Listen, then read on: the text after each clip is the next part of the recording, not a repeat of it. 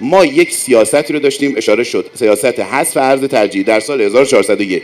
ما سال 1401 همین تجربه رو داشتیم. به دلیل اینکه 5 سال 6 سال در دولت آقای روحانی 4200 تصویب میشه، حالا سیاست‌ها تحلیل غلط و درستش بماند، این 4 5 سال دست نمیخوره، فاصله میفته و بالاجبار قانون میشه، دولت 13 کار انجام میده.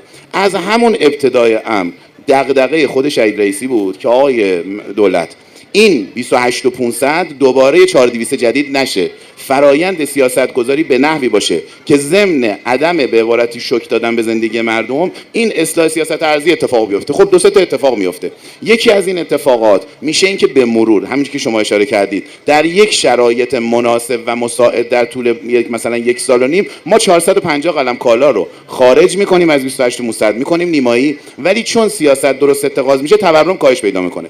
یک سیاست دیگه اینجا گفتم تو این برنامه میشه اینا رو اشاره کرد، تو تلویزیون نمیشه.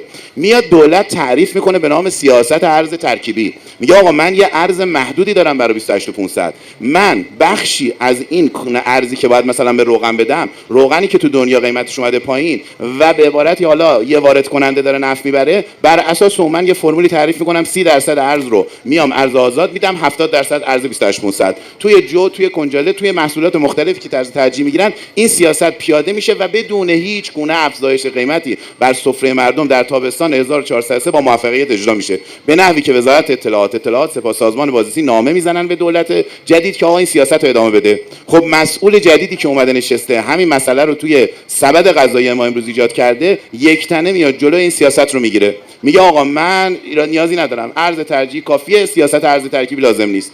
دوباره بانک مرکزی ما ببینید در تیر ماه 1404 بعد از به عبارتی جنگ 12 روزه نامه میزنه به وزارت جهاد کشاورزی، میگه آقا این سیاست رو اعمال کن، اگر نکنی عیناً در اون نامه هست که که آذر ماه و دی ماه امسال با بحران کمبود ارز روبرو میشی. آقای پزشکیان درست میگه، قحطی میومد، ولی قحطی رو کی به سفره مردم داده؟ خود تیم دولت 14ام. تو با سیاست غلط به عبارتی ایستادگی جلوی پیشنهادات درست اومدی این چالش رو به سبد ارزی کشور دادی، اشتباه محاسباتی کردی، مسائلی رو به وجود آوردی. حالا باز شما امروز که در شرایط سخت اقتصادی قرار دادیم، همچنان از این مدیرانی که چندین بار اومدن امتحانشون رو پس دادن و آثار ایجاد کردن که بالاخره بی تأثیر در خون رهبر شهید نیست، بی تأثیر در این اتفاقات کشور نیست، در این جماعتی که شهید شدن نیست، باز تو دوباره از اون مسیر حمایت میکنی.